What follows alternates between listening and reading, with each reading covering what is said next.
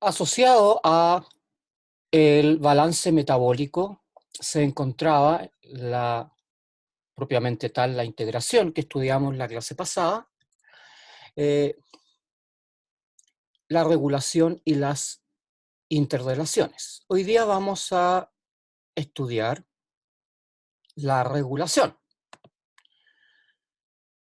La regulación del metabolismo, ustedes saben, se realiza a dos niveles: a un nivel de la actividad enzimática y al nivel de la concentración de enzimas. Esa es así como ustedes saben de que ustedes pueden modificar la actividad enzimática mediante una acción rápida que involucra el alosterismo y la modificación covalente reversible.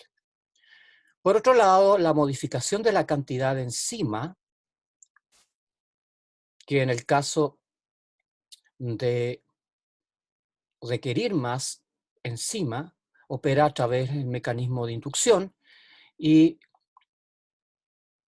cuando se debe eliminar parte de la población de una determinada enzima, en las células operan los mecanismos de represión. Constituyen los dos tipos de regulación enzimática. Ahora, el alosterismo y la modificación covalente reversible implican regulaciones de tiempo corto, cambios que se deben realizar relativamente rápido. Mientras que los cambios que implican la concentración de enzima y que involucran inducción y represión operan a tiempos más largos.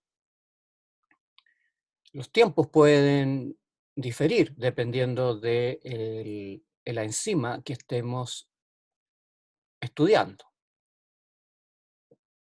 Puede ir este proceso de horas, a veces hasta días. El segundo punto importante que se relaciona con la regulación es el llamado estado energético, o mejor dicho, regulación de las vías metabólicas por el estado energético, regulación por el llamado estado ácido-base, y finalmente la regulación por el estado redox, dependiente de la ingesta de alcohol. En la primera parte vamos a analizar la regulación por el estado energético. Esta regulación, y ustedes ya lo saben, depende del llamado PF, que es la relación entre la concentración de ATP, la concentración de ADP y fosfato inorgánico. El PF constituye el potencial de fosforilación, ¿no es cierto? Ahora, el hecho de que el ATP se pueda convertir en ADP dentro de la célula y además generar fosfato inorgánico, y las condiciones de síntesis y degradación de estos nucleótidos hacen que la suma de ATP más ADP sea constante. Y eso es súper importante, porque si ustedes asumen que la suma de ATP y ADP es constante, resulta que cuando el ATP cae, el ADP sube. Y viceversa. Cuando el ATP sube, el ADP cae. Y esto actúa a nivel de la regulación de un montón de enzimas que ustedes conocen y que han estudiado en este curso. La forma en que el ATP y el ADP regulan la actividad enzimática, y esto también ustedes ya lo conocen, opera a nivel de las llamadas enzimas alostéricas de las vías metabólicas. Estudiemos o analicemos el siguiente ejemplo,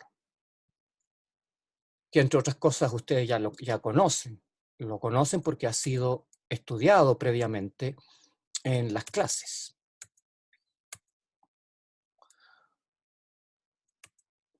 ¿Qué sucede si los niveles de ATP suben a nivel celular? Si los niveles de ATP suben a nivel celular, obviamente el ADP va a disminuir. Y si la concentración de ADP disminuye, la velocidad de la síntesis de ATP va a estar disminuida a través de la ATP sintasa. Y como la ATP sintasa opera acoplada a la cadena respiratoria, ustedes van a tener también asociado inmediatamente una disminución del flujo de electrones, lo que implica que la cadena de transporte de electrones disminuya su velocidad. Esto va a implicar la acumulación de equivalentes reductores en forma de NADH. Ahora, la acumulación de NADH y la subida de los niveles de ATP actúan a nivel de la regulación de varias enzimas que son importantes en este curso. Ustedes saben que tanto los ácidos grasos como los aminoácidos y también el piruvato, por oxidación, puede generar acetilcoenzimo A. Ahora, este acetilcoenzimo A mitocondrial, por condensación con oxaloacetato, genera citrato, que es un intermediario del ciclo de Krebs. Este se convierte en isocitrato, de aquí se genera el alfa-cetoglutarato, y aquí aparecen otros intermediarios que en este caso no vamos a analizar, ¿cierto?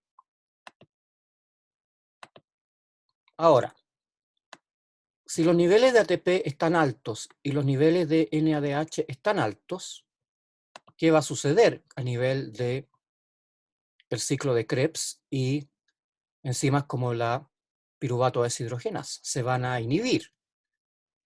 Esto ustedes ya lo conocen. Por lo tanto, además, esto va a repercutir directamente a nivel citoplasmático, porque la enzima marcapaso de la fosfofructoquinasa es regulada por ATP y también por citrato. Ustedes saben que cuando se inhibe el ciclo de Krebs, el citrato tiene la oportunidad de ser transportado a el citoplasma, porque hay un transportador de citrato a nivel de la membrana interna de la mitocondria. Por lo tanto, en estas condiciones, la fosfofructoquinasa también va a resultar inhibida por la acción del ATP y por la acción del citrato como reguladores alostéricos de la enzima. Como resultado de esto, ustedes van a tener una activación de los sistemas anabólicos.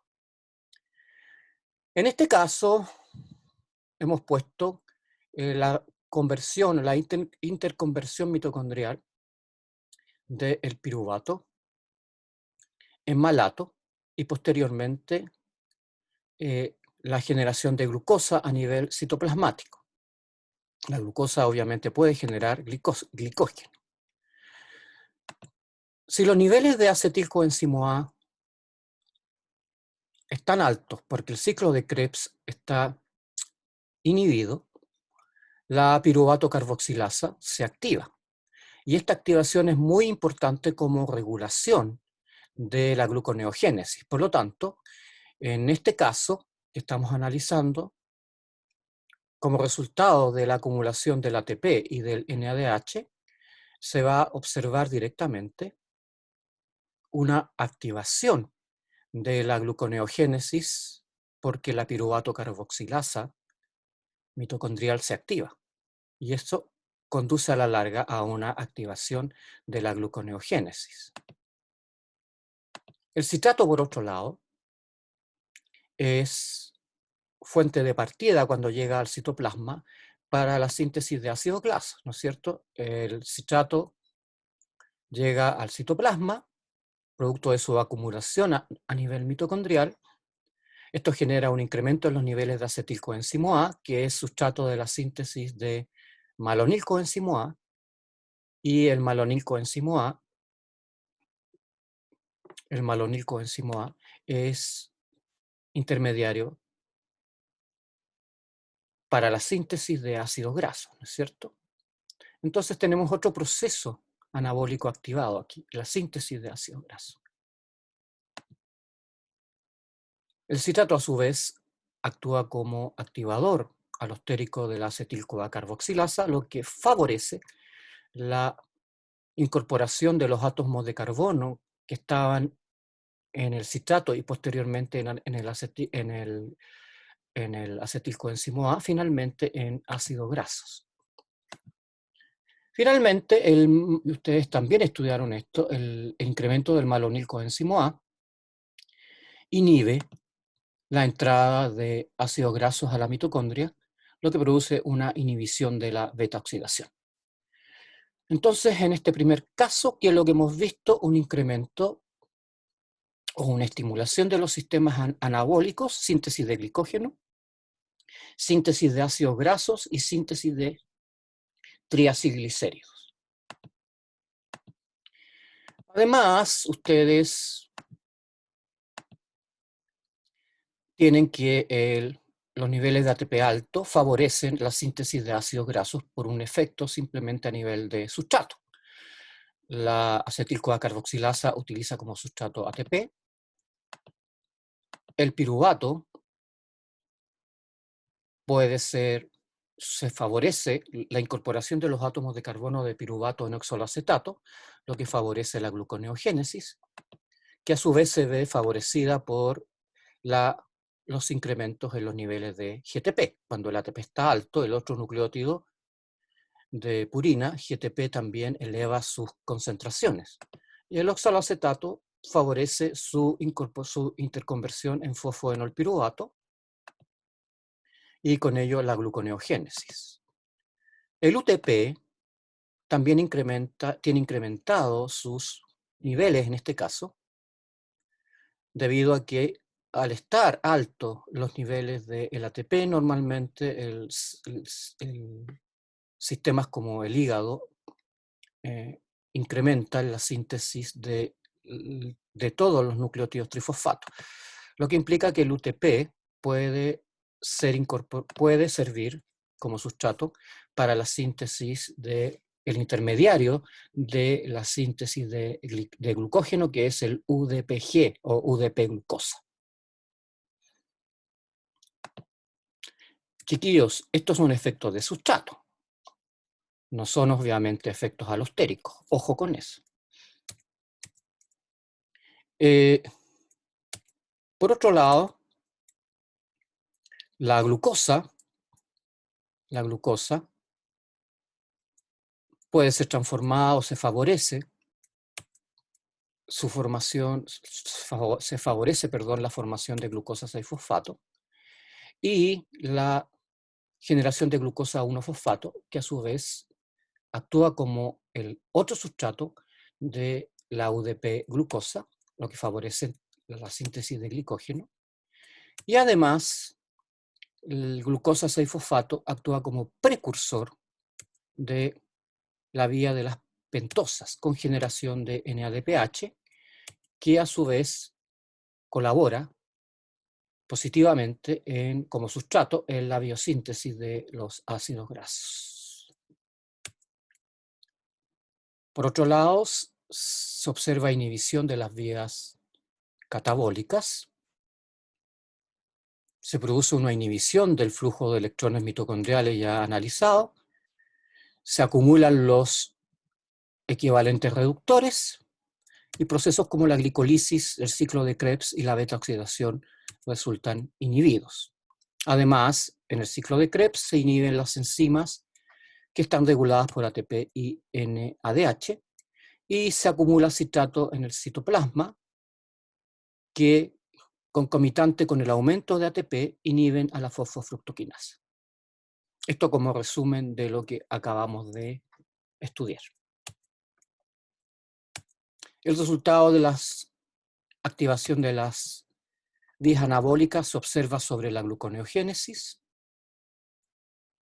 efecto de acetilcoenzimo A sobre la piruvato carboxilasa, efecto positivo. La caída de los niveles de AMP activa la fructosa 1,6-bifosfatasa.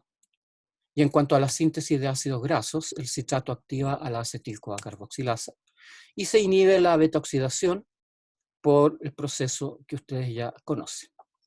Todo esto como resultado de el incremento de ATP y el incremento de NADH a nivel celular, por ejemplo en el hígado.